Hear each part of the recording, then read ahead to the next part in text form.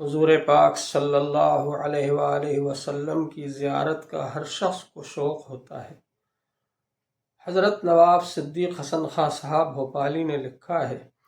کہ میں جامعہ ازہر گیا تو وہاں پر شیخ شاذلی سے ملاقات ہوئی، تو انہوں نے فرمایا کہ جو شخص حضور پاک صلی اللہ علیہ وآلہ وسلم کی زیارت کا شوق رکھتا ہو، اس کو چاہیے کہ سونے سے پہلے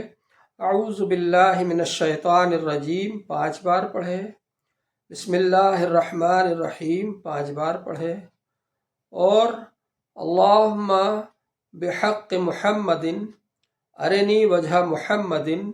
حالا و معالا، اس کو 1 بار پڑھے تو انشاءاللہ تعالی اس کو حضور پاک صلی اللہ علیہ وآلہ وسلم کی زیارت ہوگی۔ اللہ جل شانہ ہم سب کے لیے آسان فرمائے، اور اس کے لیے ضروری ہے کہ آدمی زیادہ سے زیادہ حضور پاک صلی اللہ علیہ وآلہ وسلم پر درود شریف پڑھتا رہے، چلتے پھرتے اٹھتے بیٹھتے ہر وقت۔ اور حضور پاک صلی اللہ علیہ وآلہ وسلم نے